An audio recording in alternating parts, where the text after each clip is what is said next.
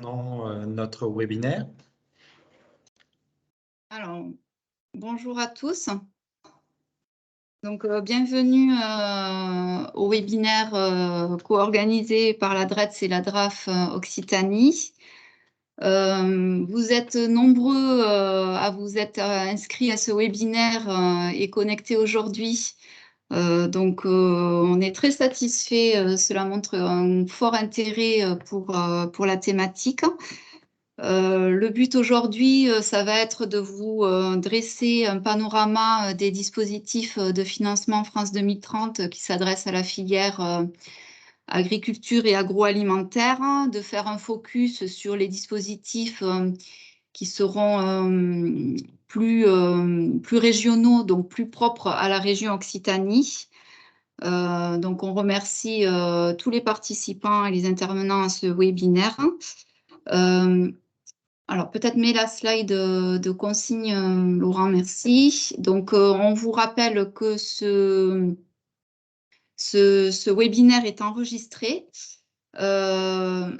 La présentation sera mise à disposition de tous puisqu'on vous l'enverra suite au webinaire et on la mettra en ligne sur les sites internet de la DRETS et de la DRAF Occitanie.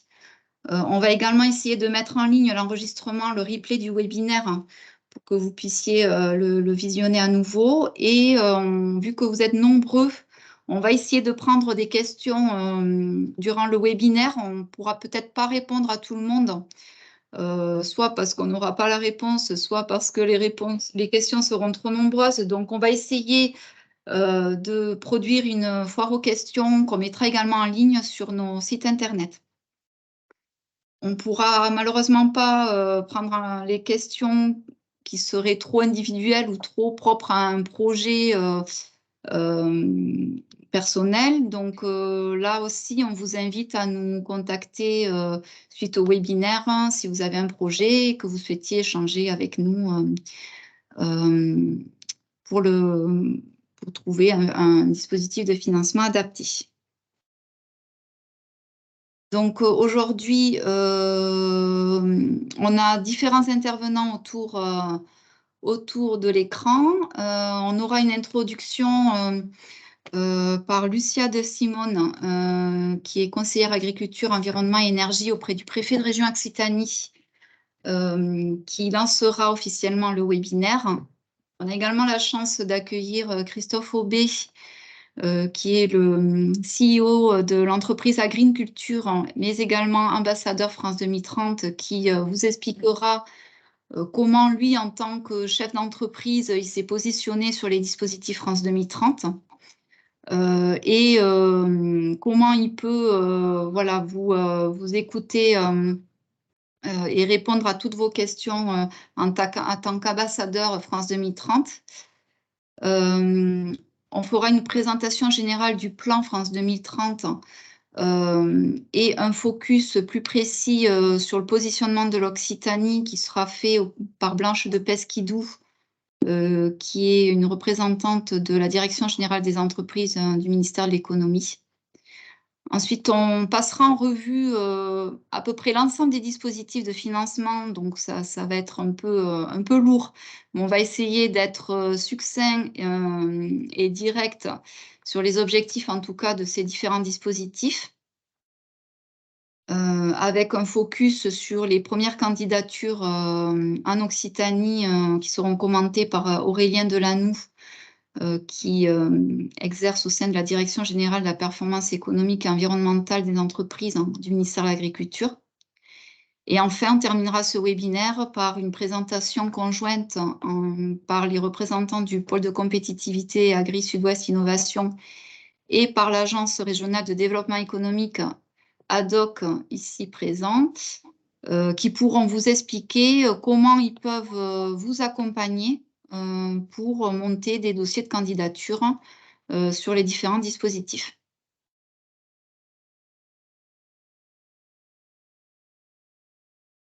Donc, Lucia, on vous laisse la parole. C'est à vous. Bonjour à tous. Merci donc aux 300 inscrits et je crois un peu plus de 160 participants aujourd'hui. A priori, il y aurait environ une centaine de représentants des entreprises, donc très contente d'introduire ce webinaire. Je voudrais saluer bien évidemment la présence de monsieur Aubé, comme l'a dit Marilyn, donc ambassadeur France 2030, mais aussi la présence des acteurs qui accompagnent ces projets au niveau régional, donc au niveau Occitanie, que vous verrez un petit peu plus tard. Donc Aurélie David pour le pôle compétitivité Agri Sud-Ouest, Pascal Mouy pour l'agence de développement économique ADOC. Et je voudrais bien évidemment remercier les services de l'État qui ont œuvré pour organiser ce webinaire. Donc Marilyn vient juste de parler donc pour la DRETS, Catherine Foyer-Bénaud et Laurent Bassella pour la DRAF. Et bien évidemment, les services centraux des ministères de l'économie et de l'agriculture qui seront là ici aussi et qui feront des présentations. Je vais essayer d'aller très très vite, parce que l'objectif, ce n'est pas d'avoir une introduction de 10 minutes de la préfecture de région. Juste pour remettre un petit peu le cadre global de France 2030. Donc, c'est un plan qui a été lancé il y a un petit peu plus d'1 an avec l'objectif de mobiliser 54 milliards d'euros dans des technologies innovantes, dans des outils industriels performants et de soutenir bien évidemment la transition écologique au sein de ces industries, de ces entreprises. Alors, vous le savez bien évidemment mieux que nous, ce dispositif est déployé dans un contexte qui est inédit d'un point de vue déjà énergétique, mais aussi en termes d'approvisionnement ou encore de coût des matières premières. Donc bien évidemment, ce dispositif prend en compte ces éléments et s'adapte. 1 an plus tard, il s'adapte.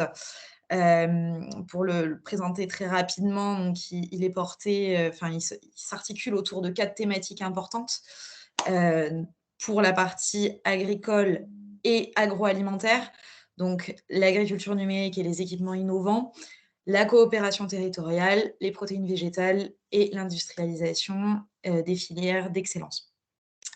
Alors en Occitanie, toute la partie agricole et agroalimentaire est très, très développée. Il y a une vraie importance, un poids territorial fort.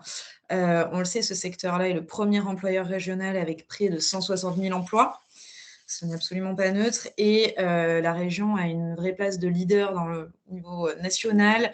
Première région French Tech, première région de coopération territoriale avec les PAT ou les démonstrateurs territoriaux. Première région sur les GI2E, première région bio de France et d'Europe. On cumule quand même tout un tas de premières places. Et bien évidemment, ce n'est possible que grâce à un écosystème innovation, recherche, formation qui est très développé, un maillage territorial fort, les réseaux professionnels des secteurs agricoles et agroalimentaires, qui est très bien organisé. Et voilà, donc tous ces intervenants vont au fur et à mesure expliquer ce qu'ils font et vont pouvoir détailler ça au cours de ce webinaire. Donc aujourd'hui, l'objectif, c'est bien sûr de vous présenter ces dispositifs de France 2030, savoir comment vous pouvez trouver de l'information et également comment se faire accompagner. Et c'est une vraie problématique qui est portée par le préfet, par son secrétaire général aux affaires régionales. L'objectif étant que l'Occitanie puisse vraiment bénéficier de ce dispositif, puisse vraiment être accompagnée dans ce cadre-là. D'ailleurs, on a déjà quelques AMI ou quelques appels à projets qui ont été un succès. Pour prendre comme exemple très rapidement l'AMI des démonstrateurs territoriaux, où sur 5 dossiers première vague, on a eu 3 lauréats sur les 7 français en Occitanie. Donc c'est une véritable réussite. On a eu aussi un appel à projet première usine qui a très bien fonctionné avec 2 lauréats, un du côté de l'Hérault à Baillargues avec potentiellement la création de 80 emplois à terme, et un deuxième du côté de Ramonville, donc Green Spot Technologies avec environ 100 emplois à terme. Donc autant d'appels à projets qui ont été des réussites, en espérant continuer à avoir plus de lauréats en Occitanie et d'avoir plus d'entreprises et de structures qui sont appuyées par ce dispositif-là. Je ne vais pas être plus longue. Je vous souhaite à tous un très bon webinaire et je passe la parole à Monsieur Aubé pour son témoignage. Merci à tous. Bonjour à tous. Je m'associe aux remerciements de Madame de Simone. Ils ont été relativement larges, donc je vais pas faire cette liste au risque de ne pas être exhaustif. Merci pour cette invitation. Mon rôle en tant qu'ambassadeur France 2030 n'est pas trop de parler, mais surtout de vous écouter. Alors, je vais essayer d'être relativement bref. Aujourd'hui, je vais intervenir avec 3 casquettes différentes. La première, effectivement, c'est celle d'ambassadeur France 2030. Je vais vous expliquer très rapidement à quoi ça sert et à quoi je sers et comment je peux vous servir. Et après, je vais migrer sur une seconde casquette que j'ai, qui est le président de l'association Robagri, l'association française de robotique agricole, qui est même maintenant européenne, comment elle s'inscrit dans cette ambition France 2030. Et après, je vais terminer par une illustration donc avec ma 3e casquette, donc de directeur général d'agriculture, de comment on a pu profiter des différents dispositifs, enfin, et en particulier d'un dispositif de France 2030, et pourquoi on a réussi à s'intégrer dans ce dispositif-là et quelles sont les clés de succès. Alors, je ne vais pas rentrer dans la description de France 2030 et du volet agricole, juste quelques chiffres, 2,3 milliards pour investir dans une alimentation saine, durable, traçable afin d'accélérer la révolution agricole et alimentaire.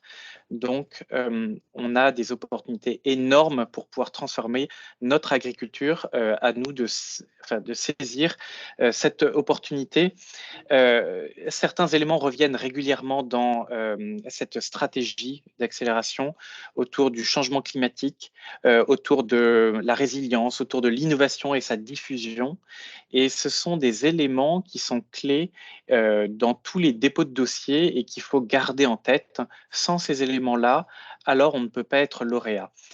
Ou si on ne les met pas suffisamment en valeur, ça peut être beaucoup plus compliqué. Tout ça pour dire que les dispositifs vont être décrits juste dans la suite de la présentation.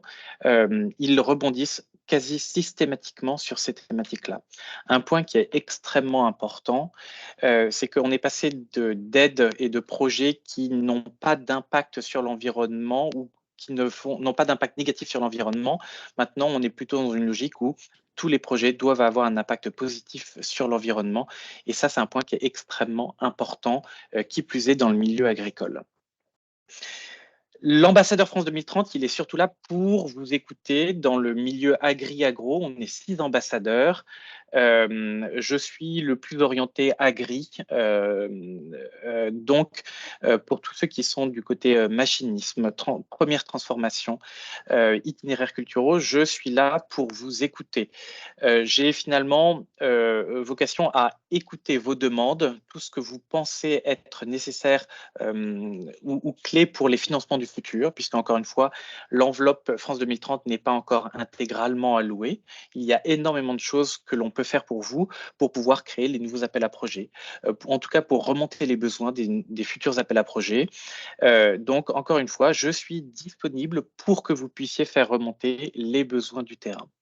Le deuxième point sur lequel je peux être ou peut vous être utile, c'est rebondir sur ce qui existe déjà pour que vous puissiez nous dire c'est trop compliqué, ces appels à projets sont difficiles à obtenir, la procédure est trop longue ou pas rentable ou jugée pas rentable. Donc, n'hésitez pas à revenir vers moi, aussi bien sur le fond que sur la forme, sur les différents dispositifs qui vous seront présentés dans la suite du dossier. Et pour vous montrer que c'est utile de pouvoir proposer des choses à France 2030. Là, je vais changer de casquette et donc je vais prendre la casquette de président de l'association Robagri. On a soumis il y a presque 1 an et demi ou 2 ans maintenant, une demande à l'État pour dire la robotique agricole doit accélérer, doit se structurer et doit pouvoir s'appuyer sur des entités fortes au niveau français, donc qui était l'association Robagri, pour pouvoir accélérer tous les acteurs, qu'ils soient petits ou gros. Et donc, on a comme ça construit ce qu'on appelle le grand défi robotique, qui est aujourd'hui doté de 21 millions d'euros pour pouvoir accélérer tous les acteurs de la robotique agricole, non pas que les industriels qui font des robots, mais les utilisateurs finaux, comme les solutions, enfin ceux qui apportent des briques de robotique agricole. Et donc, cette solution ou ce grand défi robotique qui n'a pas vocation juste à déployer brutalement des robots, mais vraiment permettre de repenser les itinéraires culturels, penser la résilience par la robotique, la souveraineté alimentaire, est extrêmement ambitieux et est permis et s'inscrit parfaitement dans l'objectif de France 2030. Donc, encore une fois, sollicitez-moi et ce type de réussite réalisé par Robagri, je pense qu'on peut le réussir avec plein d'autres acteurs de la filière agricole. Et pour illustrer aussi que ça fonctionne, on a déposé effectivement, et donc là je vais prendre ma 3e casquette, on a déposé avec la société Agriculture une réponse à un appel à projet. Et donc, on s'est posé la question, effectivement, comment, avec le projet qui est extrêmement technique, on répond à ces objectifs-là. Et le meilleur moyen, c'était de se dire, un des points clés, c'est l'impact. De France 2030, on veut absolument avoir de l'impact. Comment on a de l'impact? On l'a par la diffusion beaucoup plus largement que dans la société Agriculture en tant que telle. Et donc, on a construit un projet, donc déjà en partenariat avec des acteurs du terrain. Donc, on est allé chercher différents acteurs, aussi bien des utilisateurs finaux que des industriels qui sont à la proximité du terrain. On est allé chercher la recherche parce qu'en fait, on veut être ce qu'on appelle disruptif. On veut porter de l'innovation. On est allé chercher donc comme ça des acteurs pour aller porter un projet avec une vocation effectivement de permettre un déploiement massif de la robotique et qui plus est dans les secteurs qui ont été un petit peu abandonnés et en particulier l'arboriculture. En portant ce projet-là, en montrant et en pointant l'impact écologique, donc la capacité d'utiliser beaucoup moins les produits phytosanitaires, en permettant de réduire la charge de travail, en permettant d'avoir tous ces impacts-là, en permettant de disséminer plus largement les travaux que l'on aura réalisés, alors on a eu la confirmation qu'on était lauréat. Et donc, encore une fois, pour tous ceux qui déposeront des dossiers France 2030, si vous pointez de manière très précise les impacts écologiques, économiques et sociaux, alors vous êtes déjà sur de bonnes bases pour pouvoir réussir ces appels à projets. France 2030 est ambitieux, donc soyez vous aussi ambitieux dans vos dépôts de dossiers. Et encore une fois, je suis à votre disposition pour vous accompagner, pour vous expliquer. Et je pense qu'on transmettra mes coordonnées et je passe la parole au prochain. Merci beaucoup pour votre attention. Merci, Monsieur Aubé. Effectivement, si vous souhaitez le contacter, on vous donnera ses coordonnées. Laurent, peux-tu avancer les slides, s'il te plaît? Peut-être, est-ce qu'il y a des questions dans le chat sur... Alors, je ne sais pas si vous m'entendez. Non, il n'y a pas eu de questions là, liées directement à l'intervention donc de M. Aubé. Voilà, il y avait simplement une question pratique sur l'accès, je veux dire, à la présentation et au support. Donc, il y a eu une réponse écrite, mais là, je le dis oralement, comme ça tout le monde l'entendra. Il y a donc une mise en ligne de la présentation, un replay ainsi qu'une FAQ sur les sites internet de la DRET, Occitanie, Anglais Économie et DRAF Occitanie. Voilà. Merci Jean-Philippe. Donc, on passe à la présentation suivante. Marilyn, c'est à toi. Alors, effectivement, on va rapidement vous présenter les objectifs du plan France 2030. Donc, le plan France 2030, c'est un plan qui dispose d'une enveloppe de 54 milliards d'euros alloué aux investissements dédiés à l'innovation et l'industrialisation et qui s'étale sur plusieurs années. Dans le secteur agriculture et alimentation et forêt, il y a spécifiquement une enveloppe de 2,7 milliards d'euros consacrée aux transitions agricoles et alimentaires. L'objectif étant d'accélérer le déploiement de la 3e révolution agricole, celle du vivant, et effectivement renforcer notre souveraineté dans l'alimentation. Les ambitions de France 2030 sur ces sujets sont au nombre de 3. L'État souhaite structurer les filières et les territoires, accompagner l'industrialisation des solutions et effectivement favoriser les emplois dans ces sujets et créer les meilleures conditions pour aboutir à un système alimentaire durable, structuré et compétitif. Donc, effectivement, France 2030, c'est la continuité du plan de relance. Donc, le plan de relance qui a été lancé suite à la crise sanitaire du Covid-19 en 2020. Ces deux plans donc s'unissent pour proposer voilà, un budget de 54 milliards d'euros alloués à l'innovation et à l'industrialisation.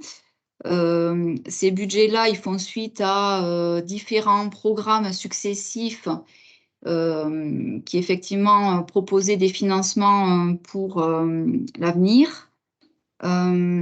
Donc France 2030, ce sont des financements qui ont vocation à accompagner le mieux vivre, le mieux comprendre et le mieux produire.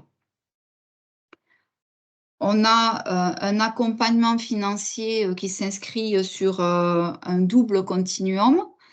France 2030, ça assure la couverture de l'amont agricole jusqu'au consommateur, mais également France 2030 sont des dispositifs qui couvrent tous les maillons de la chaîne de valeur.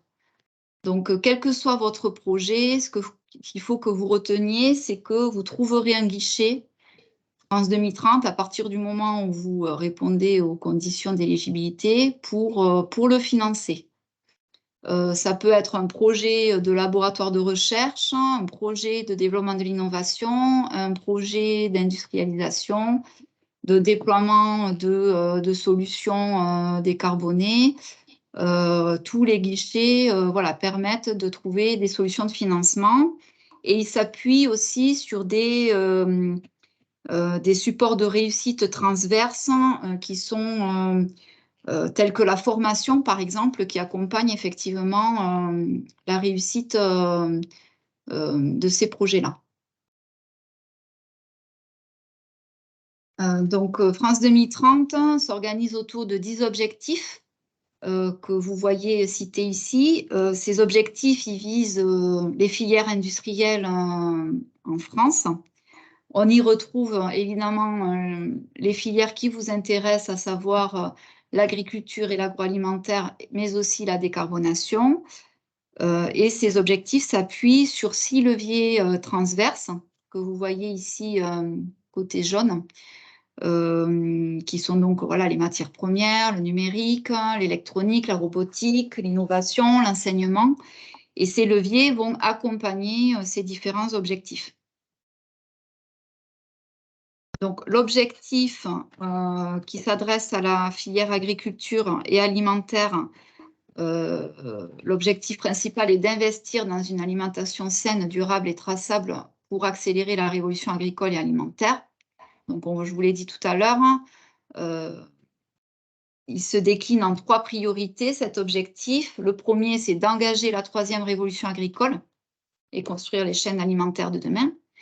Et ensuite, il s'appuie sur 2 stratégies d'accélération.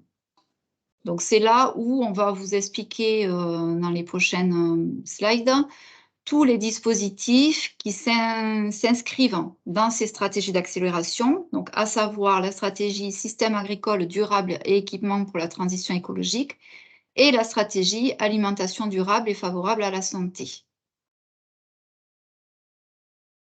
Donc voilà, il faut avoir en tête que France 2030, ça s'organise autour de dispositifs transverses qui vont adresser toutes les filières industrielles, mais aussi sur des dispositifs dédiés à la filière agricole et agroalimentaire, qui du coup se déclinent dans ces deux stratégies-là. Donc, l'objectif de la stratégie système agricole durable et équipement agricole contribuant à la transition écologique.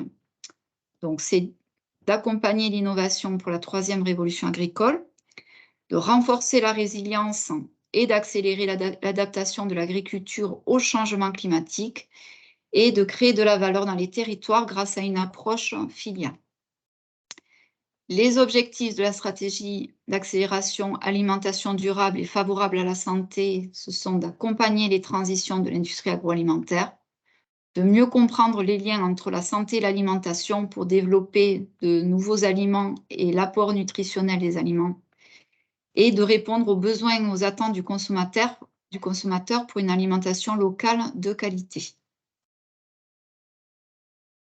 Donc voilà, donc là, vous avez le panorama des dispositifs Agri-Agro. Donc, heureusement que vos micros sont coupés parce que je pense que sinon, on aurait des réactions vives. Donc, voilà, à première vue comme ça semble complexe. Ça semble, voilà, il semble y avoir beaucoup de dispositifs qui peuvent être approchés. Alors, n'ayez crainte, on va essayer de vous clarifier les idées. Voilà, ce qu'on peut vous dire sur cette slide, c'est que voilà, sur le côté, vous allez retrouver ce que je vous disais en bleu, les dispositifs qui vont adresser toutes les filières qui sont structurelles, et ensuite des dispositifs qui vont se décliner selon les stratégies d'accélération. Donc, vous voyez qu'il y a des dispositifs qui sont clos, d'autres qui sont ouverts actuellement, donc en bleu foncé, et en bleu clair, des dispositifs soit qui ont déjà été ouverts et qui vont revenir, soit qui n'ont pas encore été ouverts et qui sont à venir. Donc, vous inquiétez pas, on va les balayer un à un. Donc, ce qu'on peut vous dire aussi, c'est qu'il y a différents opérateurs de l'État qui sont positionnés sur ces dispositifs-là. Donc, on a BPI France, on a l'ANR, on a la Caisse des dépôts, on a France Agrimaire. Voilà, ça diffère en fonction du dispositif choisi. Donc là, on a essayé de vous mettre sur cette slide le calendrier des relèves que l'on connaît à ce jour. Donc, il y en a d'autres qui vont s'insérer dans ce calendrier, mais qu'on ne peut pas vous communiquer parce qu'on ne les connaît pas. Ça ne veut pas dire qu'il n'y en aura pas. Mais voilà, c'est ce qui est connu aujourd'hui. On vous les a classés en fonction des opérateurs que vous retrouvez sur la gauche, donc BPI France, la Banque Territoire, l'ANR, etc. Je ne sais pas, Laurent, si c'est normal si on voit la slide jusqu'en bas. On ne voit peut-être pas jusqu'en bas. Et il y a également un dispositif donc, qui est coporté avec la région Occitanie, dont on vous parlera également, qui s'appelle le volet régionalisé, qui est du coup une déclinaison de France 2030 au niveau national, mais en local, avec le cofinancement de la région. Donc là, nous sommes en début février. Vous avez vu qu'en février, il n'y a pas de relève. Donc, vous avez tout le loisir de préparer vos projets pour être prêts et matures pour les mois à venir. Donc, mars, ça commence doucement. Avril, là, c'est parti. On a beaucoup de guichets qui s'ouvrent. Et ça se décline donc au premier semestre. Et pour l'instant, on a une visibilité encore limitée sur la fin de l'année. Voilà, je passe la parole à Blanche, du coup, qui représente la Direction générale des entreprises au niveau du ministère de l'Économie.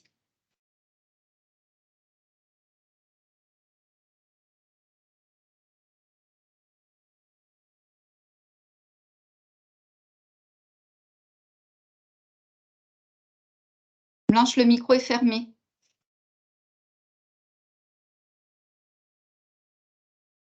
Non.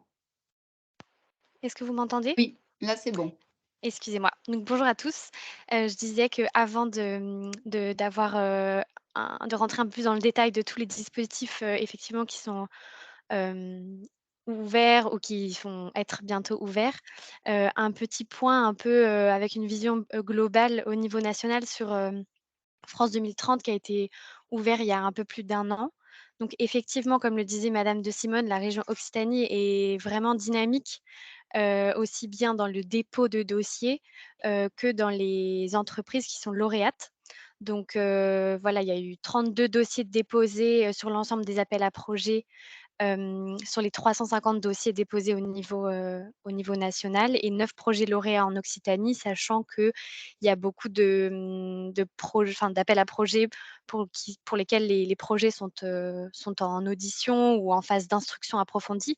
Donc, voilà, il y a beaucoup de projets en cours, mais on peut voir que l'Occitanie est vraiment une région dynamique, donc c'est positif et je crois qu'on ne peut qu'encourager les acteurs de la région à poursuivre cette dynamique. Et puis peut-être un point pour souligner la diversité des projets qui sont déposés dans la région. Vu la diversité des activités économiques de l'Occitanie. Les thématiques qui ressortent, qui sont indiquées sur la slide, bah, c'est la robotique agricole. Donc, agriculture en est un étendard, je pourrais dire. Mais aussi tout ce qui est culture et transformation de fruits. Et puis tout ce qui est lié au canard et à la transformation de viande. Donc là, on remarque vraiment les spécificités de votre région, tout en sachant qu'il y a une vraie diversité dans les projets déposés. Peut-être, pour spécifier, les thématiques, qui sont vraiment attendues au niveau national et sur lesquelles, bah, l'Occitanie peut contribuer, dans l'ensemble des différents appels à projets, hein, qu'ils soient plutôt orientés agriculture ou plutôt orientés agroalimentaire. Il y a une vraie volonté de diversifier les ingrédients dans les productions, dans les recettes, donc des projets qui visent à diversifier les recettes, diversifier les céréales utilisées dans des biscuits, par exemple, pour voilà, permettre vraiment cette diversification. C'est quelque chose qui est assez attendu. Également sur la relocalisation de production. Tout ce qui est lié aussi à une intégration de la filière. Donc, vraiment, on peut faire des projets participatifs, des projets collaboratifs, pardon, déposer des projets collaboratifs, mais également des projets qui seraient menés par un seul acteur, mais qui intégreraient vraiment toute la filière. Ça, c'est vraiment apprécié. Pour ce qui est lié aux combinaisons d'innovation, par exemple, pour ce qui est des intrants agricoles, c'est vrai que c'est assez recherché des projets qui combineraient de la robotique et du biocontrôle, par exemple. Voilà, comment on peut ne pas travailler en silo, mais vraiment combiner les innovations. Et puis ensuite, plus ce qui est lié à la consommation, voilà, les légumineuses, il y a vraiment une volonté politique de d'encourager la consommation, et la transformation de légumineuses, sur le territoire national et d'accompagner les consommateurs vers une alimentation plus durable, plus saine. Et puis enfin, par rapport un petit retour, d'expérience sur les projets qui ont été déposés, peut-être que vous pouvez noter ce qui est vraiment important, de retrouver dans les dossiers pour que vous soyez, éligible, et sélectionné. Comme le soulignait monsieur Aubé, il y a vraiment une volonté d'avoir un impact positif sur l'environnement. Donc tout ce qui montre un engagement, en faveur de l'environnement dans vos projets est très apprécié et sera vraiment regardé de près. Le plan France 2030 est un plan vraiment qui, encourage l'innovation.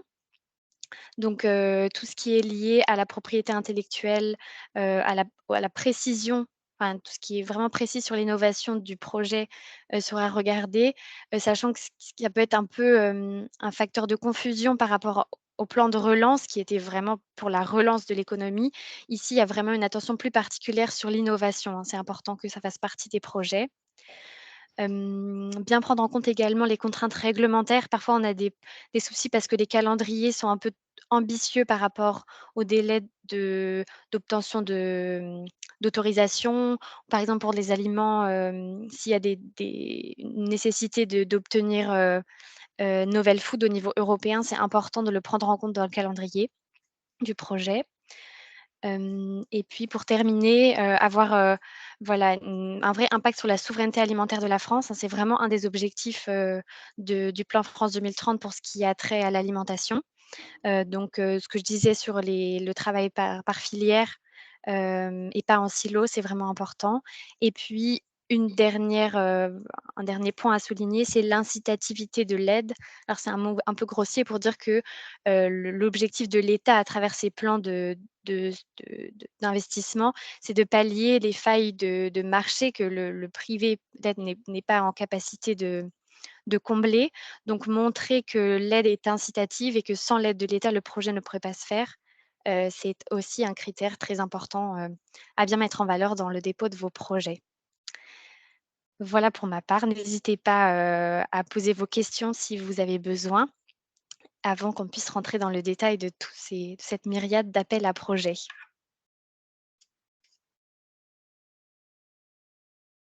Donc, est-ce que vous pouvez poser vos questions dans la conversation? Est-ce que vous avez des questions à poser au national? Peut-être, Blanche, est-ce qu'il y a des attentes spécifiques des experts, des jurys qui mènent les auditions aussi sur les différents appels à projets? Oui, alors en effet, il y a lors de l'instruction des projets, il y a un passage en audition devant des experts indépendants. Les points que je viens évoquer, hein, voilà, la précision sur l'évaluation environnementale du projet, sur le caractère innovant des projets et la souveraineté alimentaire, enfin la participation à la souveraineté alimentaire de la France sont vraiment les critères qui sont regardés de près. Et quelle est la composition à peu près, enfin, je pense que ça dépend des différents appels à projets, mais quelle est la composition de ces jurys? Est-ce que ce sont plutôt des acteurs de la recherche, hein, Alors ça, est-ce effectivement, que ça va c'est des dépendre des appels à projets et aussi du niveau de maturité de l'appel à projet, s'il s'agit plutôt de la recherche ou du déploiement industriel ou de l'innovation. Ça va dépendre et en général, il y a un expert qui est vraiment spécialisé sur le sujet et puis un expert qui a une vision plus large aussi, ce qui permet de vraiment vérifier que le projet est bon dans son domaine, mais s'inscrit également dans le cadre plus large de France 2030 et des politiques publiques en faveur de l'innovation, d'une alimentation plus saine, plus durable. Alors, il y a une question sur est-ce qu'un projet qui associe le public et le privé apporte un avantage dans les candidatures? Non, je dirais que ça n'apporte pas d'avantage. Il y a des projets, par exemple de recherche qui vont associer de laboratoires publics et laboratoires privés, mais c'est pas un avantage par rapport à des projets collaboratifs qui seraient uniquement de laboratoires privés. Aurélie, peut-être, hein, vous voulez prendre la parole pour votre question? Oui, bonjour, j'avais une question qui est une remontée d'adhérents. Est-ce que pour mesurer les impacts, il faut obligatoirement passer par une analyse du cycle de vie des produits ou est-ce que une réflexion sur une prédéfinition d'indicateurs de mesures qui vont être suivis durant le projet et mesurés et chiffrés peut-il fonctionner tout aussi bien? Mmh. Ça va dépendre des cahiers des charges des appels à projets. Pour certains appels à projets, l'analyse ACV peut être inclus dans les coûts, pris en charge, enfin éligibles aux subventions, aux avances remboursables. Hem, je dirais que ça dépend des appels à projets, mais une ACV est de toute façon un point positif, pour montrer un réel engagement en faveur d'une évaluation, environnementale, poussée. Ok, merci. Et je vois une question sur la taille de l'entreprise candidate. Alors ça, vraiment, ça dépendra des appels à projets. Donc, je vous inviterai à regarder les cahiers des charges des différents projets. Ça sera évoqué aussi dans les slides suivantes. Alors ça, effectivement, il faut que vous sachiez aussi que toutes les tailles d'entreprise peuvent trouver un financement dans France 2030, qu'on soit une petite start-up, une PME, une ETI, même une grande entreprise. Il y a des dispositifs qui peuvent s'adresser à elles. Alors, pas tous, hein, mais en fonction, voilà, il peut y avoir des financements possibles. Alors, j'ai vu qu'il y avait quelqu'un qui levait la main. Alors, je vous invite à poser des questions dans la conversation parce qu'on ne peut pas ouvrir les micros. Alors, l'évaluation environnementale est sur la réalisation du projet ou sur le bénéfice que peut apporter le projet? Les deux. Et une SEM peut-elle candidater? Alors, faudrait que je vérifie pour pas dire de bêtises. Mais je pense que, je pense que c'est possible dans au moins certains appels à projets.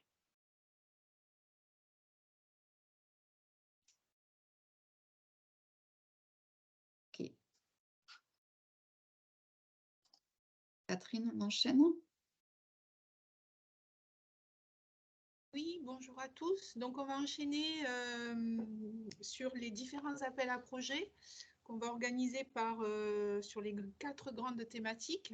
Donc, sur le volet notamment agriculture numérique et équipement innovant.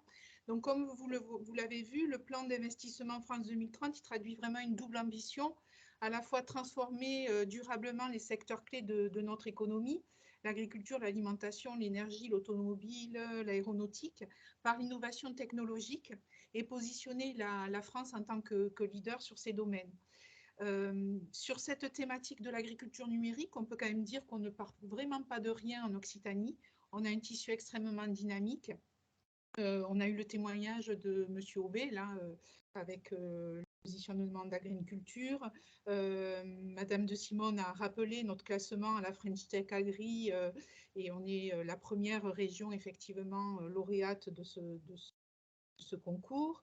On a un dispositif qui a été financé dans le cadre du plan du PIA 3, le dispositif Occitanum, qui est la mise en œuvre à l'échelle du territoire occitan d'un Living Lab régional pour vraiment mobiliser l'agriculture numérique au service de la transition agroécologique. Donc, on a vraiment un tissu important. Mais ça n'empêche, il y a un certain nombre de dispositifs qui sont assez intéressants. Alors là, sur la cartographie un peu générale, le panorama général des différents appels à projets et AMI, en fait, on a coloré en jaune les dispositifs qui contribuent justement à la thématique de l'agriculture numérique. Donc, peut-être en premier lieu, 2 points essentiels à retenir. Les dispositifs s'adressent à tout type d'entreprise.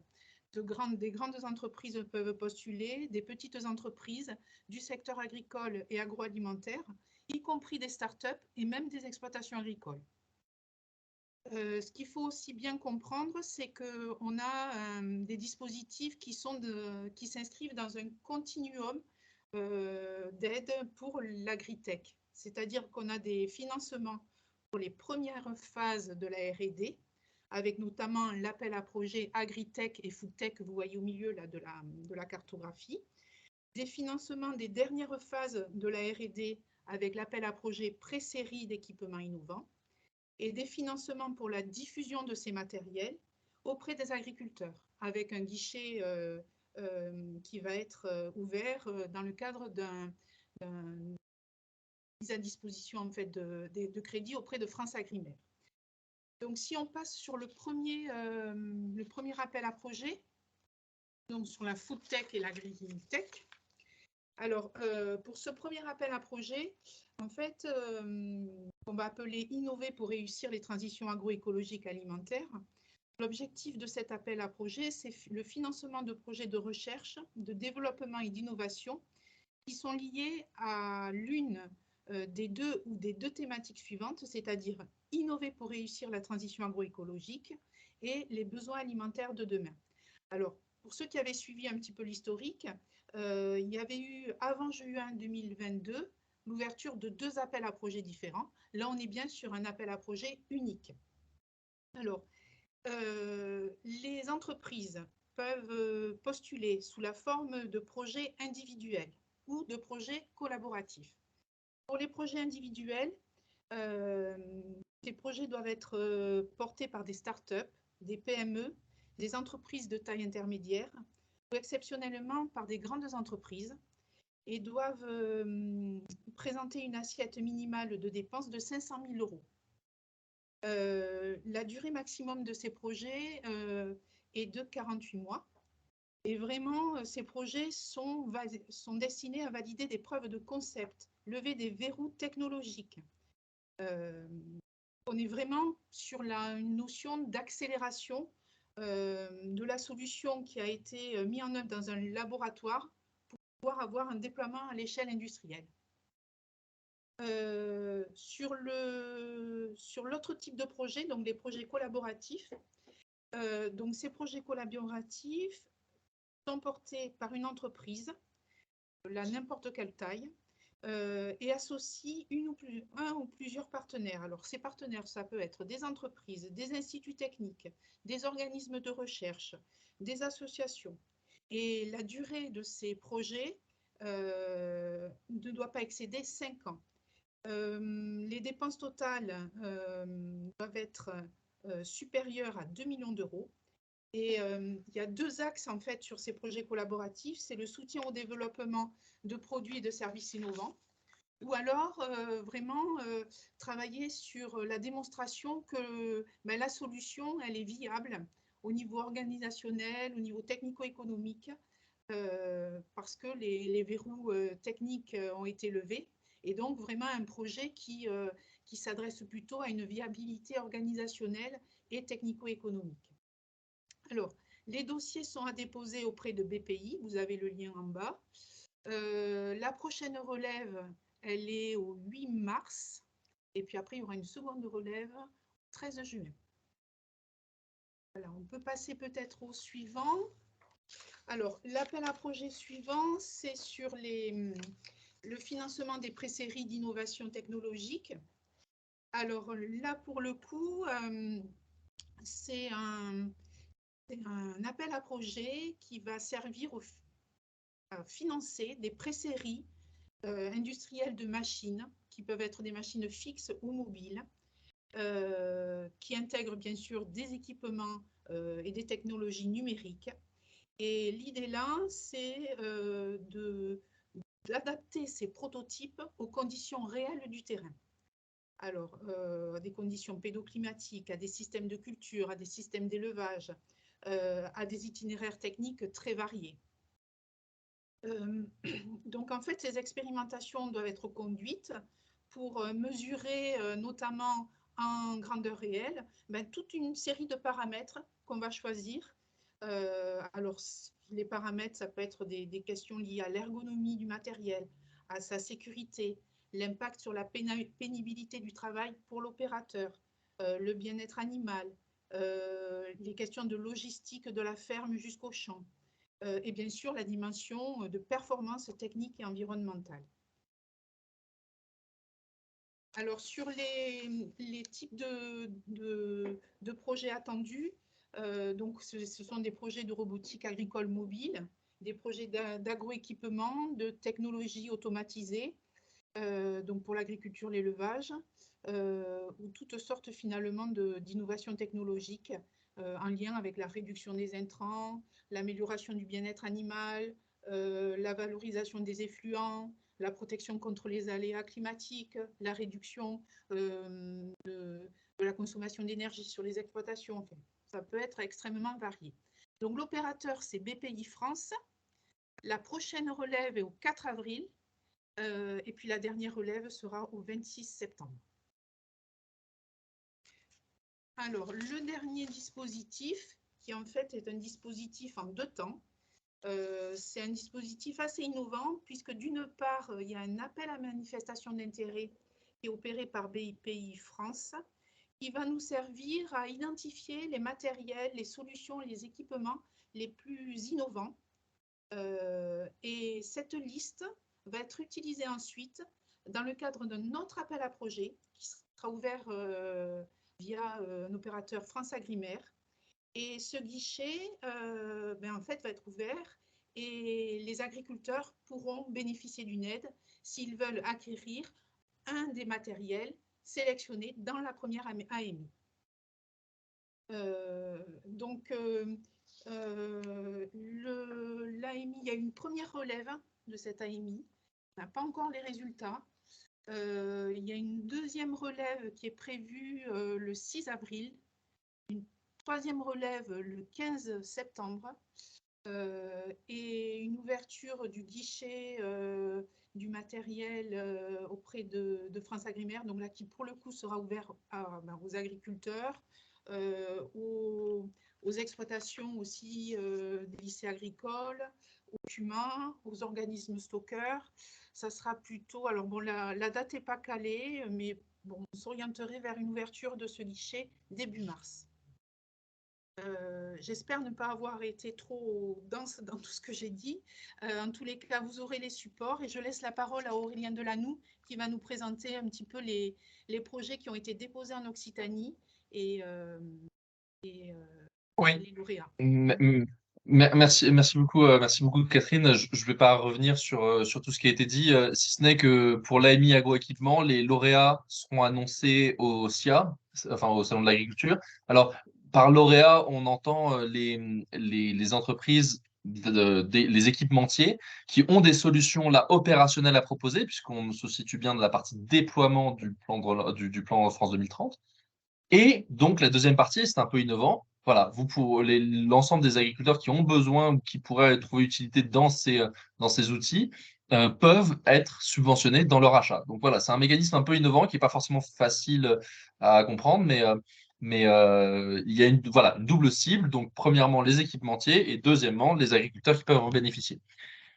Pour ce qui est des lauréats, jusque-là, qui ont été identifiés en Occitanie, vous voyez les deux graphes. Alors, malheureusement, c'est peut-être là où l'Occitanie a été la moins forte, si je puis dire, par rapport aux autres dispositifs du plan France 2030, mais ça ira mieux pour les dispositifs suivants, ne vous inquiétez pas. On a quand même eu deux beaux projets qui ont été qui ont été récompensés pour innover et réussir la transition agroécologique, qui est Cap Impact, qui va recevoir une subvention de 320 000, pour un projet de 320 000 euros, et l'Institut français de la vigne et du vin, qui va recevoir 3 millions d'euros à ce titre-là. Ce qui a vraiment joué, et je répète encore une fois ce qu'a dit Blanche et Christophe Aubé, c'est le caractère précis et démontré de l'impact écologique des projets. C'est-à-dire, il y avait vraiment le côté, alors même qu'on est sur quelque chose quand même de R&D, de voilà quel verrou on va lever, voilà dans quel secteur et quels impacts concrets ce projet va pouvoir générer. Et c'est ça vraiment qui a permis à ces deux projets de se distinguer avec des très bonnes notes. Et je ne peux que regretter qu'il n'y en ait pas eu davantage, mais comme cela a été exprimé, il va y avoir d'autres relèves pour celui-là, transition agroécologique, et celui sur pré-série où il n'y a pas eu de lauréat Occitanie, mais évidemment, ça ne saurait tarder pour les prochaines vagues. Donc, je reprends la parole pour vous présenter rapidement les dispositifs en lien avec la coopération. Peut-être, excuse-moi Catherine, il y a des questions sur les appels à projets qui viennent d'être présentés. Donc, il y avait une question sur l'appel à projet pré-série, à savoir quel type d'aide sur le dispositif. Est-ce que c'est de la subvention, de l'avance remboursable? Donc là, si on lit le cahier des charges de l'appel à projet, ça sera un panache des deux.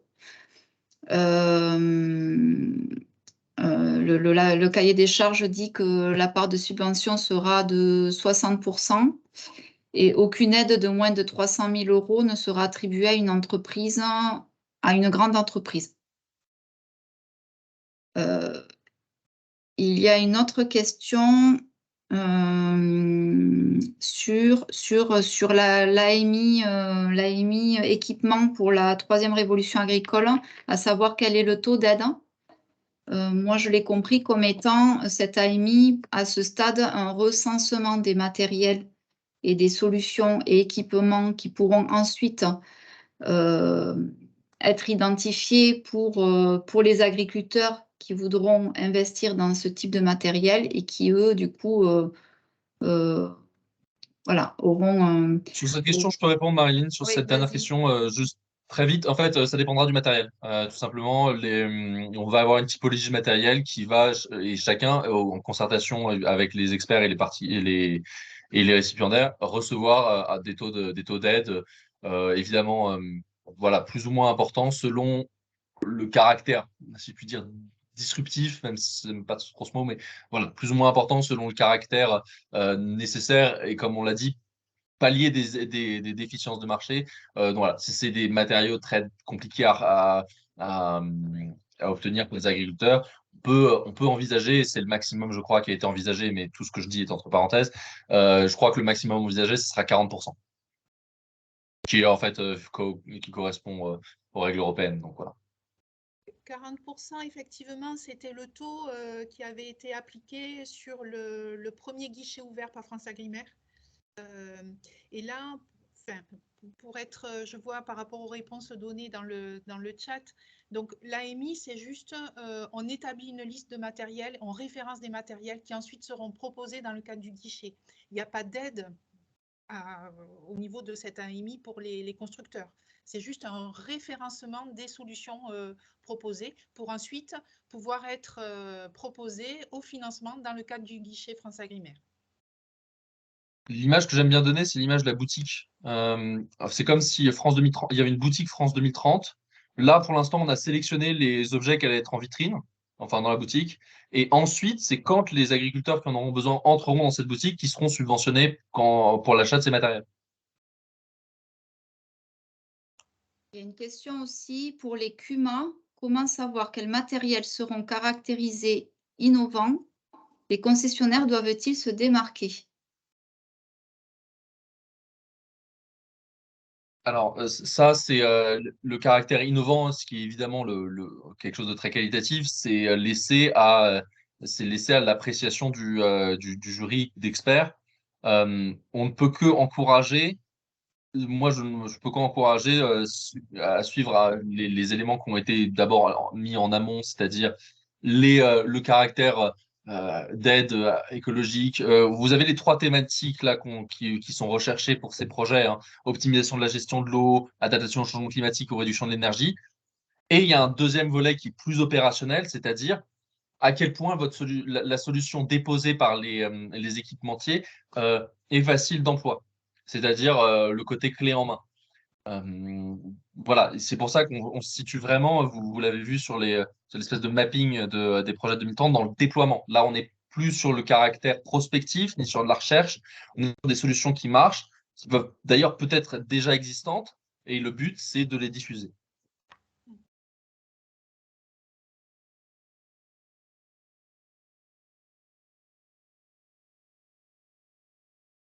Ok. Donc, on va maintenant traiter des dispositifs en lien avec la coopération territoriale.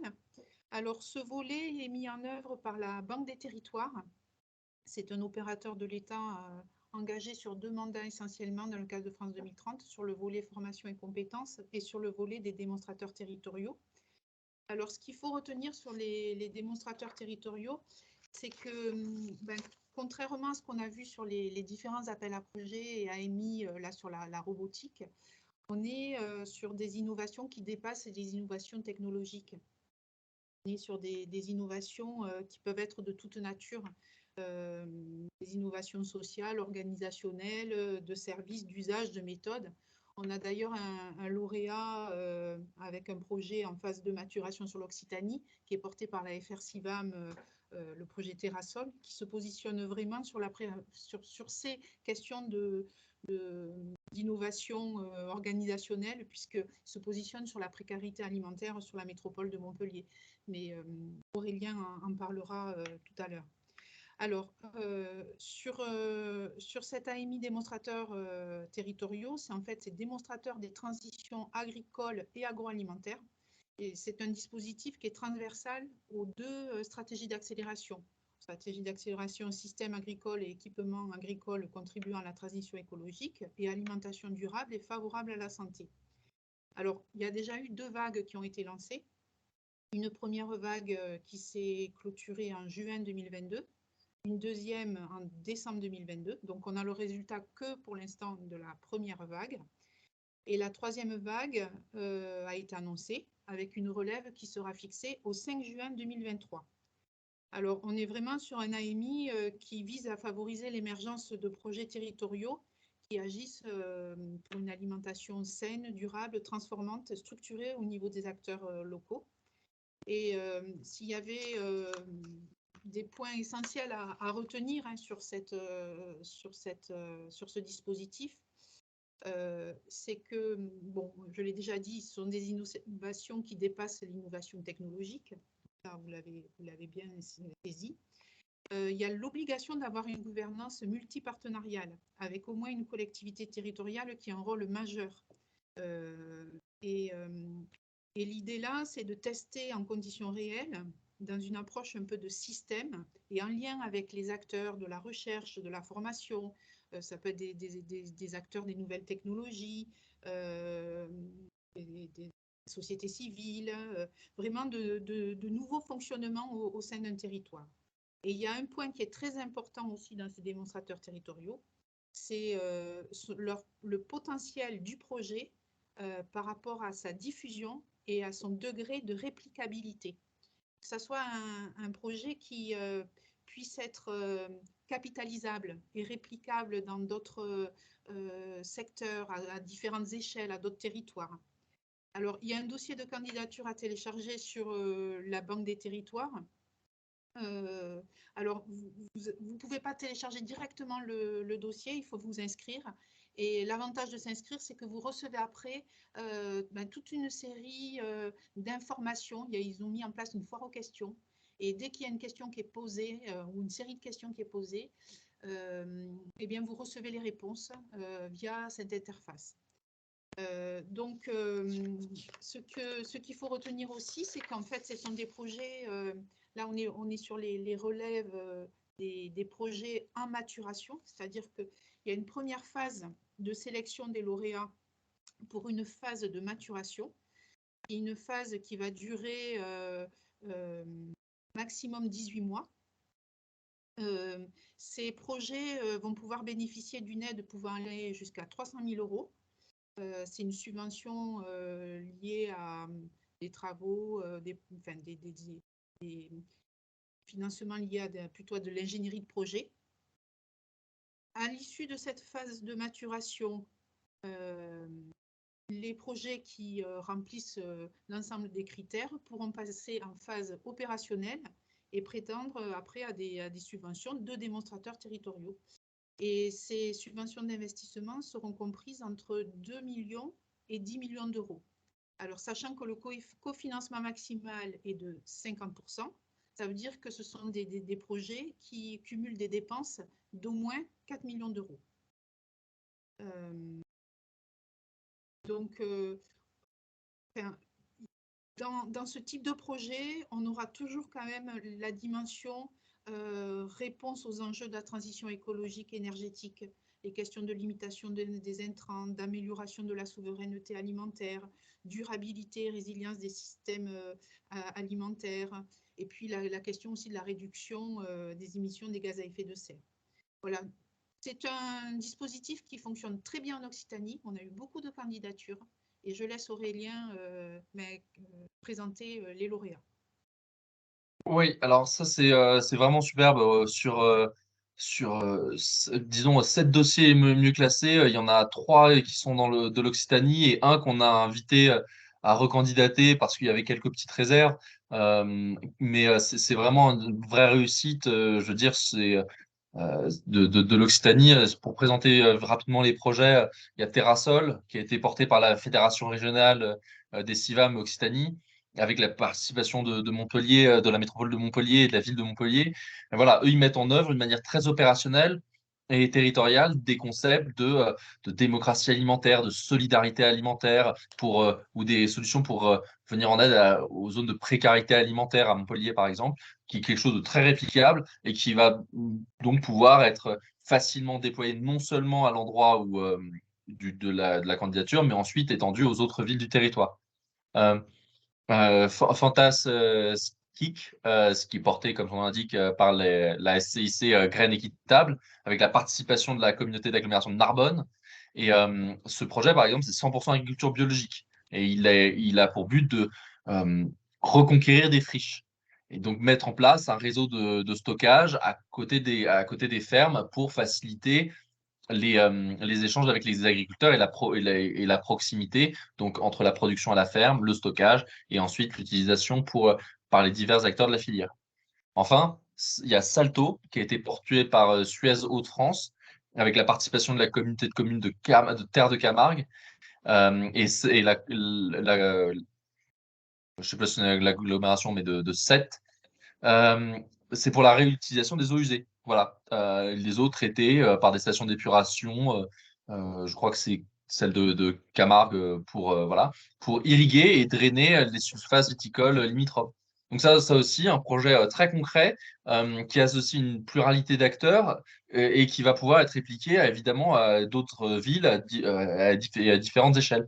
Donc c'est vraiment, à part ces 3 exemples qui sont un peu, si je puis dire, ouais, des exemples types de ce qui a été recherché. Vous voyez que c'est dans plein de domaines différents, que ça associe des acteurs différents, mais encore une fois, ce qui compte, c'est l'impact très concret et le caractère facilement déployable, non seulement dans la commune en question, enfin dans la collectivité en question, mais aussi qui peut facilement s'étendre aux autres en cas de succès. Donc bravo Occitanie pour ces projets. Alors, il y a 2 questions sur cet appel à projet. Quelle est la durée maximale de ces projets? Sauf si tu veux répondre ça, mais l'idée, je ne sais pas si la question de durée, c'est. Enfin, encore une fois, faut-il qu'il soit déployable tout de même assez facilement. Vous voyez bien dans ce que j'ai cité, il y a quand même l'idée que on est sur des choses très concrètes qui ont pour but d'avoir si je puis dire, un horizon temporel. Je veux pas avancer de chiffres, mais quand même dans le court ou moyen terme, c'est-à-dire qui puisse être réalisé dans l'année ou dans les 2 ans à venir. Encore une fois, typiquement, le projet de Salto, il va utiliser les stations d'épuration qui sont déjà là. Ils ne vont pas en construire de nouvelles. Ils vont simplement lui appliquer des drainages sur les surfaces viticoles limitrophes. Voilà. Peut-être répondre donc sur la phase de maturation, on a dit maximum 18 mois. Souvent, les projets vont de 12 à 18 mois. Et sur la phase de réalisation, on est sur des projets de 2 à 5 ans. Et il y a une autre question sur la relève précédente du 2 décembre 2022. Est-ce que l'on connaît la date prévue pour l'annonce des lauréats pour la phase de maturation? Non, c'est en cours d'instruction et à ma connaissance, je n'ai pas de date. Sur la précédente relève, je crois que c'était de l'ordre de 5 mois à peu près, le délai entre le dépôt et l'annonce des résultats, hein, quelque chose comme ça. Aurélien, si tu as plus d'informations. Non, pas plus d'informations à ce sujet. L'instruction suit son cours et c'est la fin d'instruction qui détermine un peu les annonces. Donc, c'est encore une fois un jury indépendant n'aime pas forcément être brusqué. Si je peux rajouter quelque chose pour démonstrateurs territoriaux, parce que c'est un peu particulier, le SGAR, donc la préfecture Occitanie, organise avec la DRAF une demande d'avis en région donc sur ces projets. Donc là, spécifiquement sur cette AMI, on émet un avis DRAF qui est validé ensuite par la préfecture et qui est remonté au niveau national pour, en particulier, à l'instructeur Banque des territoires pour l'aider dans son appréciation des projets.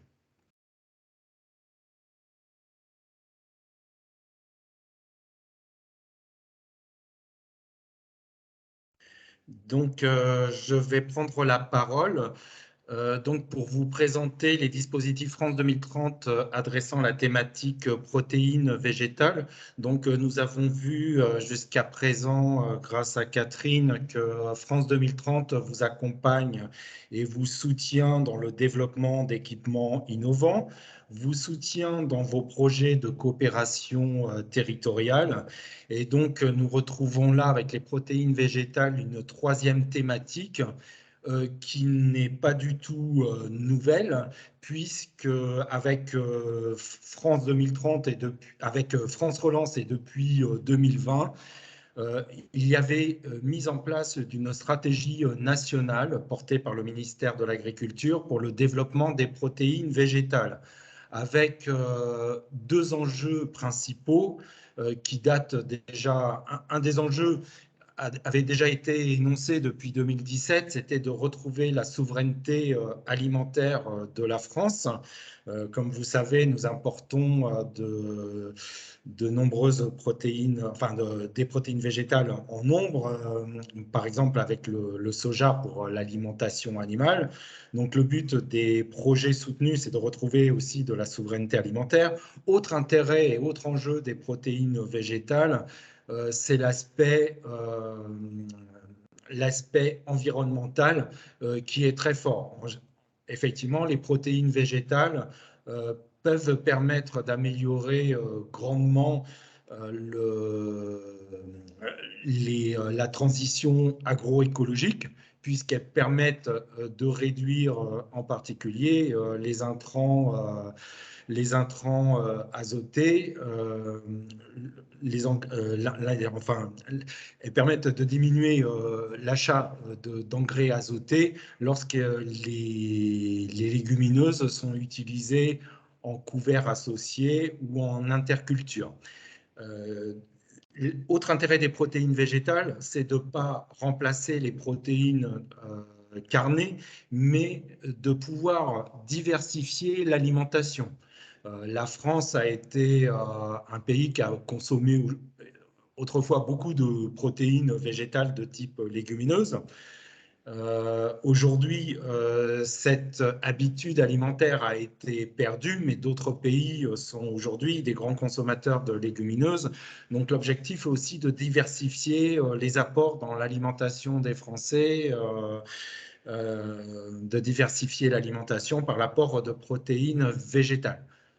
Intérêt plus direct pour l'Occitanie. L'Occitanie est la première région productrice de soja et est une grande région productrice de protéines végétales. Alors aujourd'hui, il y a de nombreux verrous, en Occitanie comme ailleurs, à la production des protéines végétales, des verrous technologiques. Ce n'est pas forcément une production qui est sécurisée, en tout cas qui est soumise grandement aux aléas climatiques. Donc nous allons voir ce que propose France 2030 pour lever ces verrous. Et bien sûr, des verrous sur l'alimentation qui vont de l'usage effectivement jusqu'à la diffusion de ces protéines végétales dans les menus. Donc, je passe la diapo suivante. Nous avons des appels à projets sur ce focus protéines végétales qui sont au nombre de 3 principaux. Donc, il y a l'appel à projet AgriAlim, innover pour réussir les transitions agroécologiques et alimentaires, qui a déjà été présenté par Catherine. C'est un appel à projet qui est un peu transversal sur plusieurs thématiques. Un appel à projet qui est plus ciblé, par contre, protéines de légumineuses, que l'on va voir ensemble, et un autre appel à projet qui vise à diversifier les sources de protéines encore au-delà des légumineuses, avec par exemple des nouvelles sources de protéines à base d'extraits de plantes, à base d'algues. Nous allons voir tout ça maintenant. Juste pour signaler, c'est un peu important parce qu'on en parlera après, sur les légumineuses, vous remarquerez qu'on est plutôt en amont sur la recherche industrielle. Voilà, c'est la recherche industrielle, le développement au niveau de la recherche que l'on cherche à soutenir. En tout cas, pour l'appel à projet protéines légumineuses et l'appel à projet nouvelles sources de protéines, parce que c'est l'Agence nationale de la recherche en particulier qui est opérateur sur ces appels à projets. Donc là, on est bien sur des sujets recherche.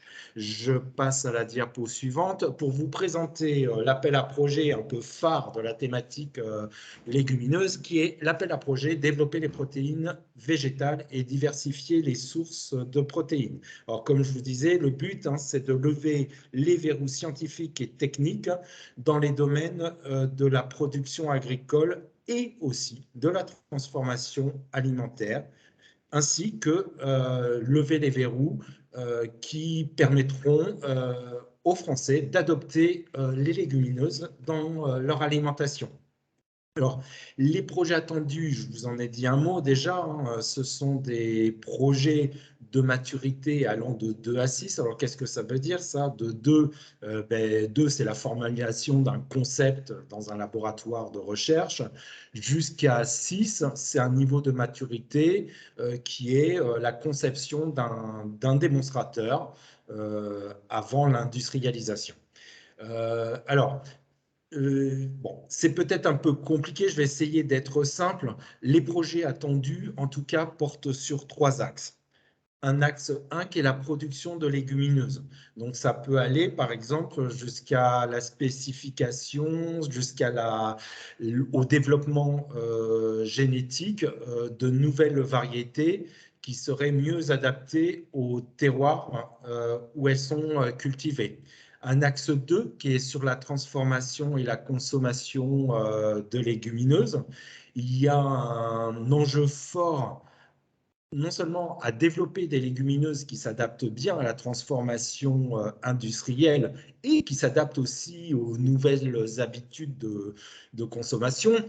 C'est un secret pour personne qu'aujourd'hui, les Français ont moins de temps pour cuisiner, donc il s'agit de trouver des légumineuses simples et prêtes, en tout cas le plus possible, à l'emploi, mais qui répondent aussi au goût des consommateurs et qui répondent aussi à leur capacité à s'alimenter à base de légumineuses. C'est-à-dire que les légumineuses, si l'on s'adresse à des populations fragiles, doivent être faciles à digérer. Donc là, il y a tout un tas de programmes de recherche qui peuvent être mis en place.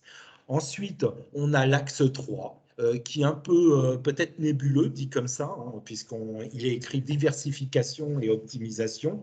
Ça veut tout simplement dire que pour mettre en place des cultures de légumineuses ou de la consommation de légumineuses, il faut s'intéresser aux conditions d'usage et il faut s'intéresser aux conditions pour pouvoir développer la mise en place de légumineuses, c'est-à-dire aider à l'introduction de légumineuses en agriculture, j'ai parlé de quelques verrous tout à l'heure, mais aussi aider, par exemple, en restauration collective, c'est un simple exemple, à l'optimisation effectivement de l'utilisation de légumineuses, avec de nouvelles recettes, mais aussi avec peut-être de nouvelles légumineuses.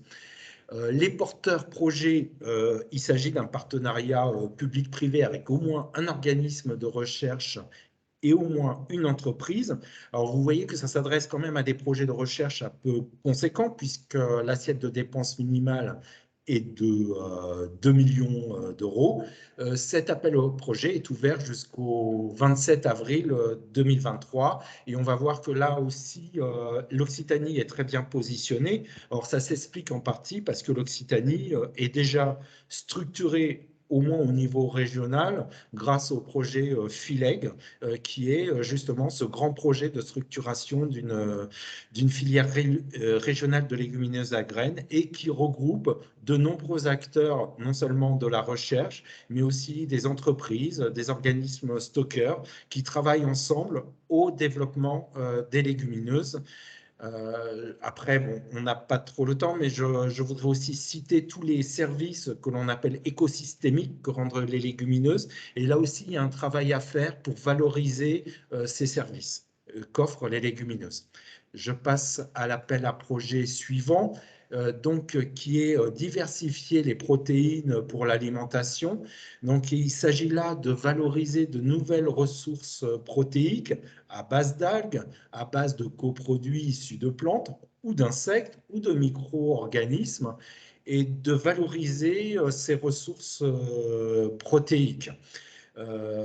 C'est à la fois des projets technologiques, mais aussi des projets qui doivent permettre l'adoption auprès des agriculteurs, des industriels et des consommateurs de nouvelles sources de protéines et qui doivent permettre, on en a parlé souvent, mais je remets une louche là-dessus, qui doivent permettre effectivement le développement de filières durables et saines pour l'environnement.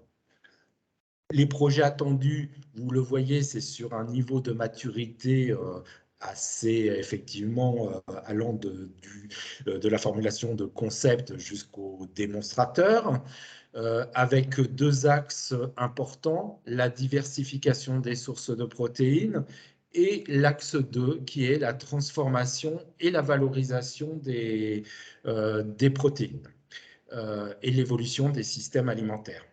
Les porteurs de projets, encore une fois, on retrouve des partenariats publics-privés et encore une fois, une assiette de dépenses assez conséquente puisque le plancher des dépenses est à 2 millions. Voilà. Cet appel à projet est ouvert jusqu'au 9 mai 2023. Voilà. Je vais passer la parole à Aurélien qui va nous dévoiler bien le grand lauréat protéines végétales d'Occitanie. Le lauréat et l'introduction, il menait parfaitement, enfin ce que tu as dit, il menait parfaitement, Laurent, c'est Sustainable par l'Université Toulouse, de Toulouse, Paul Sabatier, qui est un projet de 3 millions d'euros, qui a pour vocation de répondre au premier axe évoqué, pour développer une source de protéines de soja locale et durable, voilà, pour l'alimentation, évidemment, qui répond à tout ce qu'on a dit, résiliente et contribuant à lutter contre le changement climatique. C'est donc ce projet qui s'inscrivait dans le premier axe décrit, à savoir l'axe production de légumineuses qui soit cohérent, enfin lié au territoire. Et à part ça, et avec ça, c'est ce qui va leur permettre donc de développer un soja occitan, voilà, un soja toulousain pour l'alimentation humaine. Je vois qu'il y a une question sur ce sujet. Le 3 millions d'euros, c'est le montant du projet. C'est pas l'aide reçue. Nous, on l'a labellisé et j'ai eu les infos récemment et ils étaient plutôt aux alentours de 8 ou 11 millions d'euros. Mais voilà. C'est un très gros projet. Oui, pardon, il doit être plutôt à 8 ou 11 millions d'euros. Alors attendez, il n'est peut-être pas impossible que ce soit l'aide reçue alors. Oui, je crois que c'est l'aide, oui. Oui, non, c'est bien l'aide reçue. C'est bien l'aide reçue, pardon, autant pour moi. Tout à fait. Il a été labellisé par le pôle pour ça. Oui. Sur le communiqué de presse sur cet appel à projet, il était écrit que sur les 3 projets au total au national, il y avait plus de 7 millions, 7,8 millions d'aides effectivement qui avaient été attribuées. Oui, donc c'est cohérent, il y a 7 millions d'aides attribuées, 3 projets, voilà, c'est 3 millions chacun.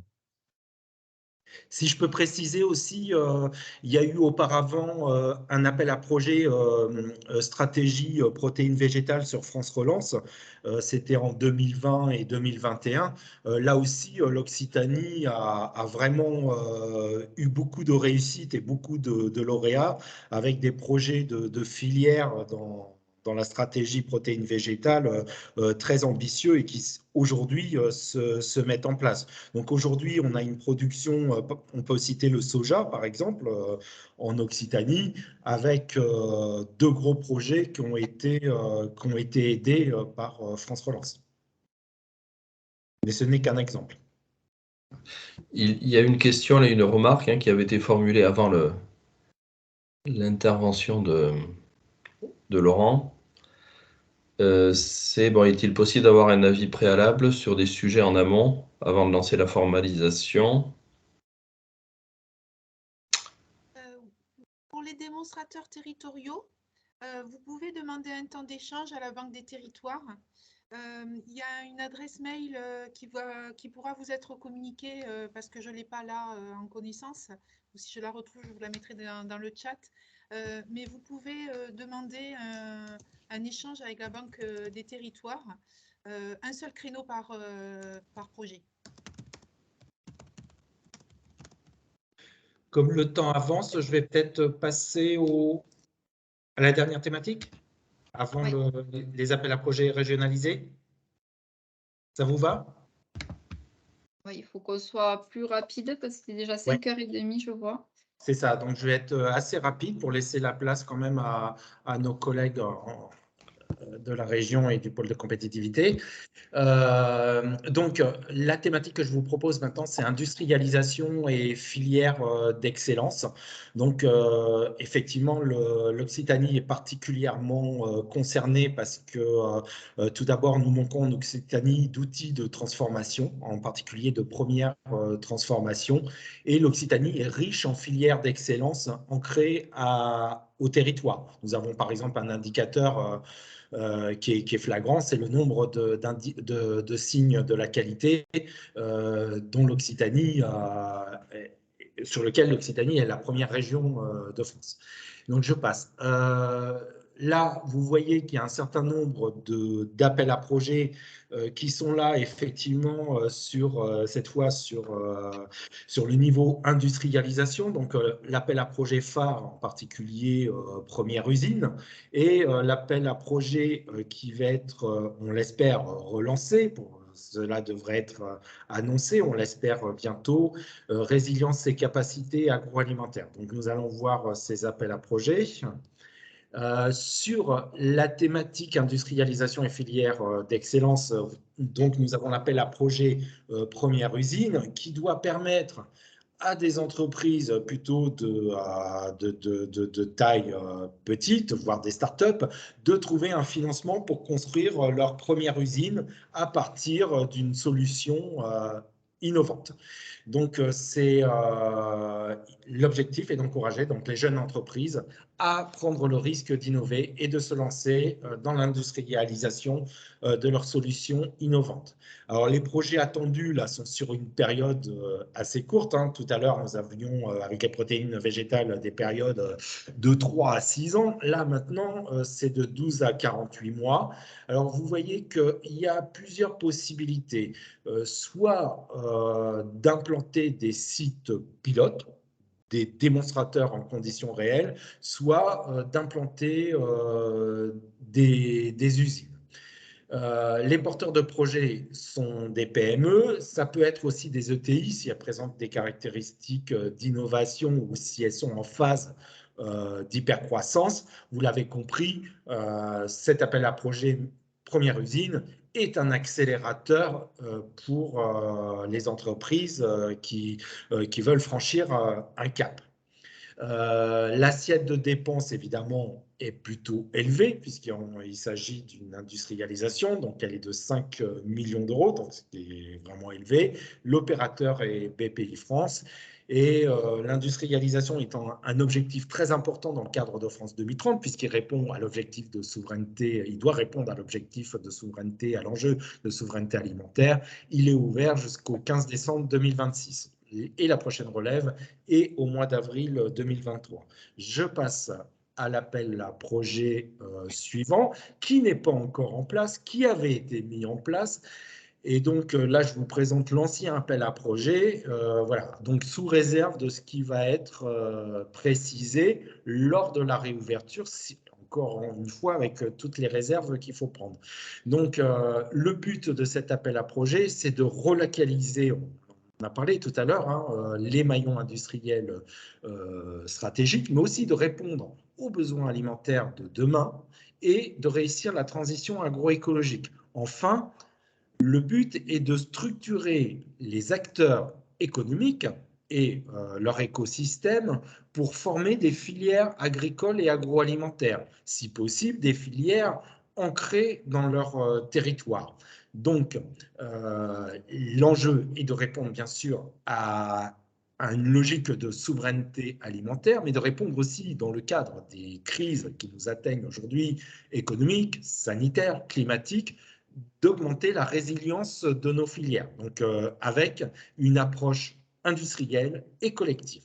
Les projets attendus, encore une fois, là on est sur un pas de temps assez court, 12 à 48 mois. Comme je vous disais, les modalités de l'appel à projet sont en cours de redéfinition, mais quand même un point important, jusqu'à présent sur la thématique 4 qui était la structuration de filières, il y avait une assiette de dépenses minimale qui était assez basse, de 500 000 euros, pour permettre voilà, à des projets, même sur des filières aujourd'hui peu structurées, de pouvoir se projeter dans une structuration et dans un soutien France 2030. Voilà. L'opérateur sera bien sûr BPI. Peut-être pour la thématique 4, ça sera France Agrimaire.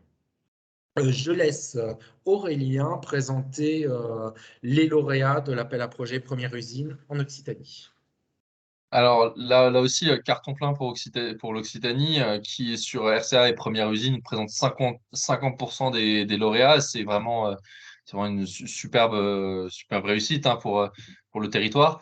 Avec, on va y aller très vite, Géopharm qui recevra 2 millions d'euros, GST Demo qui recevra 800 000 euros et Mic Sati, Microfist, qui recevra 3,5 millions d'euros. Alors, ces projets ils correspondent à chaque fois à des ruptures, enfin, des changements technologiques pour la résilience du territoire.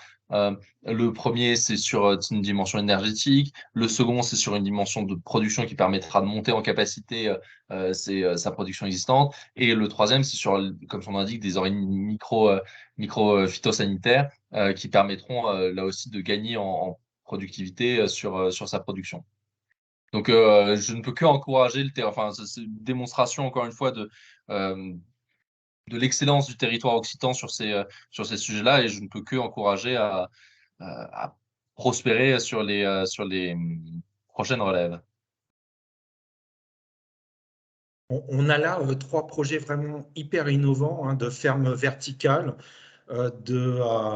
d'économie voilà, circulaire avec la récupération de protéines à base de coproduits, légumes et fruits, et la production de microalgues pour le secteur de la santé et pour l'alimentation. Donc là, vraiment des projets hyper ambitieux et qui placent l'Occitanie vraiment comme une région très innovante. Je passe la parole peut-être, oui, je passe la parole à Marilyn. Voilà. Je vais essayer d'aller plus vite pour gagner un peu de temps, quelques minutes. Donc, en gros, vous retrouverez la présentation hein, sur nos sites internet, donc vous pourrez le relire à tête reposée. Il existe 2 concours d'innovation, ILAB et Innove. Ces concours d'innovation, ils ont vocation à financer des projets d'innovation sur des produits, des solutions très disruptives. L'idée, c'est vraiment de faire émerger de nouveaux acteurs dans certains marchés. Donc là, on est sur des concours qui visent toutes les filières confondues. Donc vous êtes sur une concurrence nationale, à la fois sur le territoire national, mais à la fois sur les thématiques. Donc on a beaucoup de candidatures. Il faut savoir que ILAB, ça s'adresse à des entreprises, des très jeunes entreprises qui ont été créées il y a moins de 2 ans, alors que Innove, ce sont toutes les startups et PME, quelle que soit leur date de création. L'assiette de dépenses maximum pour ILAB, pas minimum, est de 1 million d'euros. Alors que pour Innove, on est sur des projets entre 1 million et 5 millions d'euros. Suivante. L'appel à projet IDEMO. Là aussi, on est sur un appel à projet national qui est proposé à toutes les filières, qui a vocation à financer des projets innovants.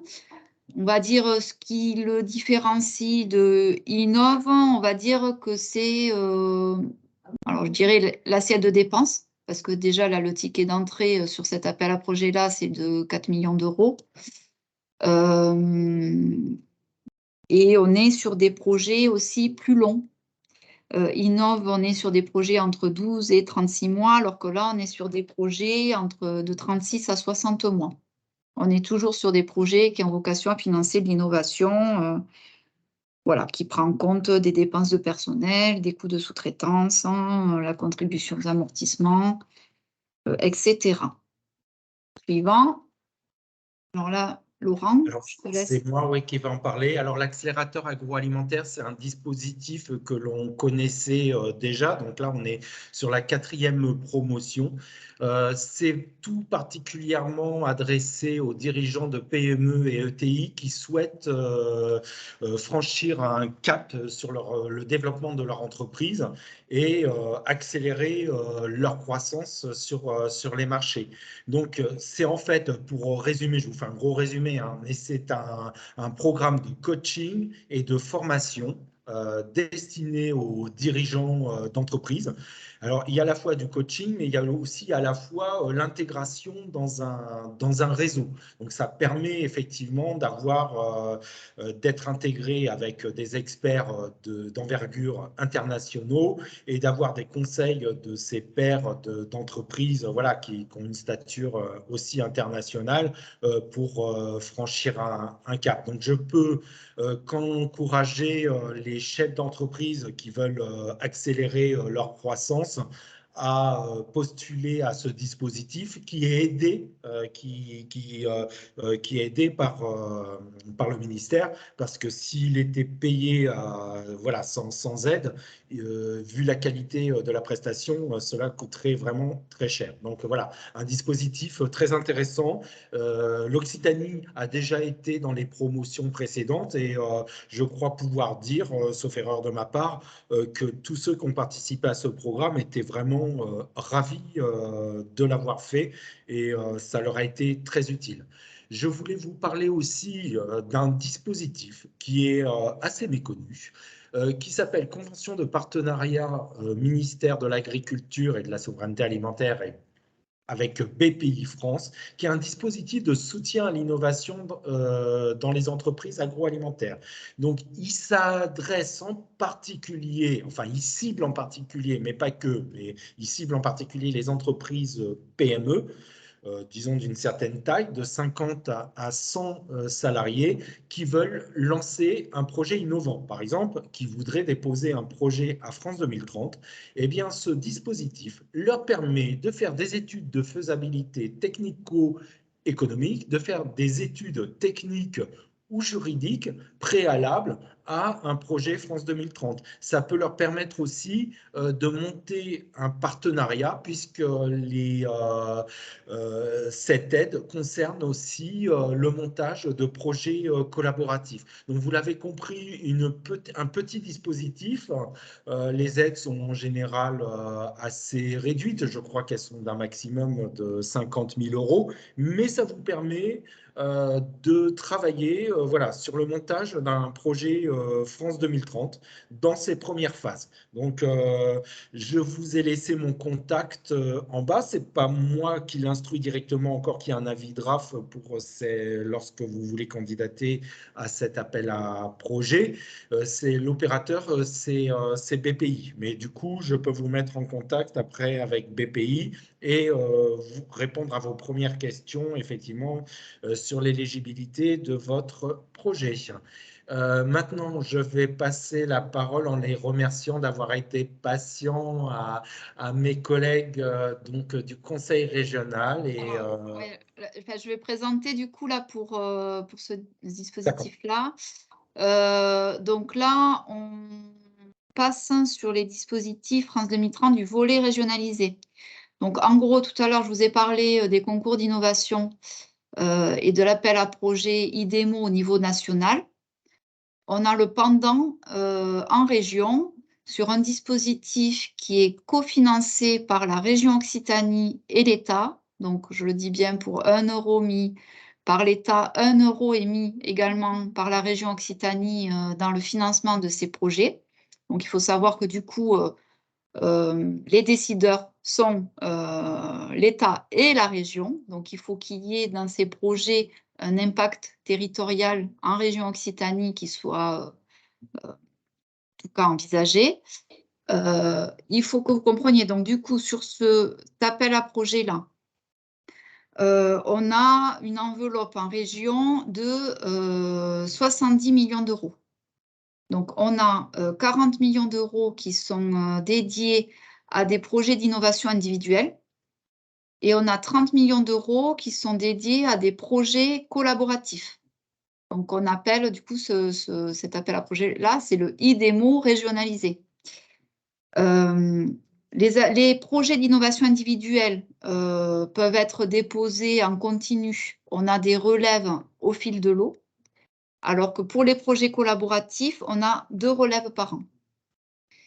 Il faut que ça soit des projets qui s'inscrivent à la fois dans les priorités de l'État, donc on l'a vu précédemment dans les stratégies d'accélération, mais également dans les priorités de la région Occitanie, à savoir un des thèmes de la stratégie régionale d'innovation qui est l'alimentation saine, durable et territorialisée.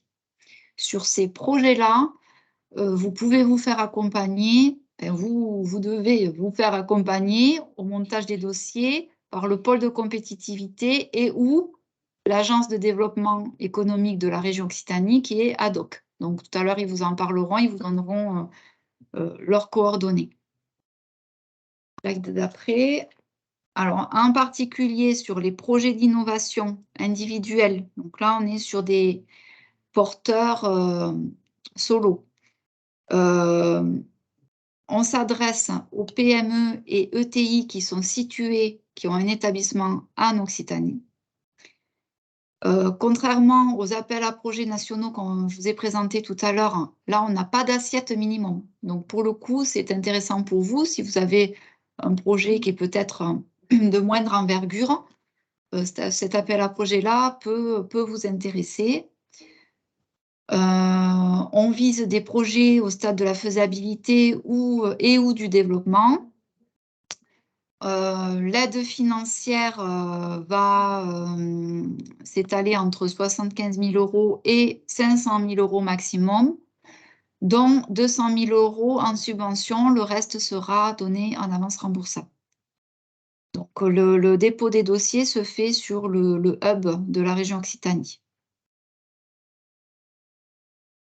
Là aussi, pardon, je ne l'ai pas précisé, mais sur ce volet régionalisé, sur les projets individuels, c'est BPI France en région qui instruit les dépôts de dossiers. Sur l'axe 2, donc le IDEMO régionalisé, là, on est sur des projets en consortium. Dans ces consortiums, on attend qu'il y ait à minima 2 entreprises, dont une PME ou une ETI, et à minima un partenaire de la recherche académique. Et au maximum, 5 partenaires dans le consortium. Il faut que le chef de file soit l'entreprise. Et dans le consortium, il peut y avoir des PME, des ETI et des grandes entreprises régionales. Ça peut être des projets dans la région, donc interrégional, ou il peut y avoir aussi des partenaires qui appartiennent à d'autres régions de France, donc intra-régionaux, mais ces partenaires-là seront financés par les modalités de financement propres à leur région. Voilà, chaque région finance les acteurs qui sont implantés dans son territoire régional. Donc là aussi, on est sur des projets de faisabilité et ou de développement. Là, pour les projets en collaboration, on est sur des assiettes de dépenses entre 1 et 4 millions d'euros et à partir de 500 000 € pour les projets intra-régionaux, donc qui associent plusieurs régions. Les prochaines relèves, du coup, puisqu'il n'y en a que 2 par an pour 2023, c'est le 26 avril et le 25 octobre. Là aussi, n'hésitez pas à vous rapprocher de ADOC et du pôle pour constituer vos dossiers. Là, pour le coup, la DRAF et la DRETS ne pourra pas vous accompagner parce qu'on est associé à la décision de financement. Donc, du coup, tous les dispositifs qu'on vous présente, vous pourrez les retrouver sur l'adresse qu'on vous signale ici sur le site gouvernement.fr. Il y a une autre adresse aussi qu'on vous signale sur laquelle vous pouvez référencer, faire connaître votre projet. ça vous apportera rien, mais en tout cas, ça permettra au gouvernement de sonder un petit peu les projets qui sont en cours de réflexion. On n'a pas abordé dans ce webinaire les aides à la décarbonation, alors qu'on sait que c'est une filière, vous êtes une filière qui est intéressée par ces dispositifs-là. On vous a mis le lien, alors là, vous ne le voyez pas parce que la fin de la slide est tronquée, mais sur la présentation, vous le verrez. Oui, la présentation sera mise en ligne sur le site internet de la DRETS et de la DRAF. Donc, vous verrez le lien de la plateforme de service ADEME, Agir pour la transition écologique, sur laquelle vous trouverez toutes les informations sur les appels à projets propres à la décarbonation. Donc, il y en a qui sont clos, il y en a qui sont encore ouverts. Voilà, il faut faire un petit peu le tri. Vous pouvez contacter l'ADEME sur tous ces appels à projets-là. Donc là, maintenant, on va passer la parole en premier lieu au pôle de compétitivité Agri-Sud-Ouest Innovation et à l'Agence de développement économique de la région Occitanie, donc ADOC, qui vont vous expliquer comment ils peuvent vous accompagner pour le montage de tous ces dossiers. Merci Marilyn. Bonjour à tous. On va essayer de faire vite parce que j'imagine que tout le monde a hâte de partir en week-end. Slide suivante. Du coup, sur le pôle, tu peux passer la slide, Laurent, s'il te plaît. Le pôle, c'est un gros écosystème d'innovation. Ça représente 420 adhérents, des entreprises, des membres du collège RFT qu'on appelle Recherche, Formation, Transfert, des collectivités, des organismes partenaires qui sont des syndicats, des CCI, etc. Nos 4 grands métiers, ce sont le réseau, évidemment, cet écosystème. On est là pour catalyser l'innovation sur nos territoires et créer de la richesse par du chiffre d'affaires, de l'emploi, de la propriété industrielle. Notre métier, c'est aussi de pousser de l'information vers nos adhérents à travers des journées techniques, des conférences, des webinaires, des ateliers de l'innovation et des newsletters, qu'elles soient au sujet des appels à projets qui sont ouverts, qui ont tous été présentés ici, et puis d'autres dispositifs et d'informations techniques, notamment. Un métier projet, accompagnement à structuration de projet, sur lequel je reviendrai juste après, et un métier accompagnement d'entreprise, plus dans un volet coaching avec du marketing stratégique, positionner l'innovation et labelliser votre entreprise et non pas seulement votre projet. Est-ce que tu peux cliquer? Voilà. Donc, on a une dimension birégionale. On est sur la Nouvelle-Aquitaine et l'Occitanie, donc 2 grandes régions, avec une couverture sur les appels à projets, donc évidemment territoriaux, mais aussi au national, et une dimension européenne avec une équipe dédiée à l'Europe. Et on va accompagner nos adhérents sur des projets à l'Europe, mais on porte aussi des projets pour aller chercher des fonds européens et les redistribuer à nos adhérents. Point suivant. Donc, le fonctionnement d'Agri-Sud-Ouest, on est une association de loi 1901. On fonctionne avec des fonds privés que sont les cotisations de nos adhérents et les prestations que l'on peut d'accompagnement projet, par exemple, et aussi une part de fonds publics par le financement de régions, de l'État et d'autres collectivités territoriales, notamment le SICOVAL qui nous accueille sur Roseville notamment, sachant qu'on a 4 bureaux sur les 2 régions. Slide suivante. Sur la structuration, tu peux faire défiler que la slide arrive entièrement. Sur la structuration des projets, donc on vous accompagne pour dimensionner votre projet et puis essayer que vous soyez prêt à argumenter ce que disait Christophe Aubé tout à l'heure, de travailler sur les impacts et sur l'argumentaire de votre projet, la structuration des lots, le montage du budget et puis l'analyse des risques de ces projets. C'est important aussi de dérisquer un projet aux yeux d'un financeur. Donc on vous aide à argumenter, on aide à enrichir les travaux pour mieux répondre aux attentes des appels à projets. Et on a un dispositif qui s'appelle le comité de labellisation, qui est un regard de 22 experts externes aux équipes d'Agri-Sud-Ouest et qui vont permettre d'apporter un regard extérieur et d'être un véritable outil d'amélioration de vos dossiers. Donc, ça permet d'avoir des recommandations d'amélioration et si votre projet est un bon projet, d'avoir une lettre de labellisation que vous pourrez joindre à votre dossier au moment du dépôt. Donc, je vous encourage vivement à faire cette démarche avant le dépôt de votre dossier parce que vous pourrez améliorer celui-ci pour son dépôt. Il y a un comité mensuel, les dates sont affichées sur notre site internet. Donc, ça sert à augmenter vos chances d'être financé, à donner de la visibilité à votre projet parce que le pôle communique sur les projets labellisés et à bénéficier de cette expertise. Je vous ai mis quelques statistiques à droite, notamment sur les projets labellisés entre 2019 et 2021, sachant qu'on n'a pas encore tous les résultats pour 2022. 59% des projets labellisés ont été financés et quand on regarde ceux qui ont bénéficié d'un accompagnement, on était à 71%. Donc, c'est quasiment 3 projets labellisés sur 4, labellisés et accompagnés sur 4 qui ont été financés derrière. Et j'ai mis en parallèle les projets qui n'ont pas été labellisés au pôle. Hein, ça arrive qu'il y ait des projets non labellisés. Ils ont un plus faible pourcentage de chances d'être financés. Alors, certains sont carrément abandonnés et puis reconstruits et représentés plus tard. Et la plupart sont non financés. Donc, c'est un véritable atout pour vous de bénéficier de cet accompagnement. Vous pouvez adhérer au pôle et on vous accompagnera là-dessus. Les contacts, j'ai mis aussi la Nouvelle-Aquitaine parce qu'ils peuvent porter sur des thématiques bien précises aussi des projets et faire labelliser des projets d'Occitanie également. Donc, il y a moi qui anime l'équipe projet et mes autres collègues, Guadalupe Garcia, spécialisée en biocontrôle, biosolutions, Aurore Chauvin-Charleux, et puis Nicolas qui est sur les volets davantage Europe, et Pierre-Louis Perrin, que je remercie pour la présentation, qui est sur Montpellier. Donc, n'hésitez pas à nous contacter pour vous accompagner sur les dispositifs. Je vais passer la parole à Pascal. Merci Aurélie. Avec plaisir. Donc du coup, par rapport au pôle, la différence, c'est effectivement, on est l'agence de développement économique de la région Occitanie. On est une équipe de 180 personnes réparties sur le territoire et on n'a pas une logique d'adhésion. Contrairement au pôle, en fait, on accompagne toutes les entreprises d'Occitanie puisqu'on est financé par la région Occitanie. Donc, il y a plusieurs métiers. L'innovation en fait partie et je vais le détailler un petit peu après. Mais on est vraiment sur une expertise 360 parce que on a déjà un représentant dans chaque territoire. Donc, vous pouvez vous adresser, si vous êtes dans les territoires directement, ils sont souvent implantés dans les maisons de la région auprès de nos collègues ad hoc qui sont dans les territoires. Et en fonction de vos besoins, ils viendront chercher les compétences en interne, qu'il s'agisse d'attractivité d'implantation, d'international ou de conquête des marchés, tout ce qui est notion aussi territoire et entreprise et l'ingénierie haut de bilan. Donc moi, je travaille à la direction de l'innovation. À la direction de l'innovation, nos missions, c'est l'accompagnement de projets d'innovation, expertise filière et sensibilisation et animation. On peut passer à la slide suivante. Dans le cadre de notre accompagnement des entreprises dans leurs projets d'innovation, ça rejoint aussi ce que disait Aurélie. Hein.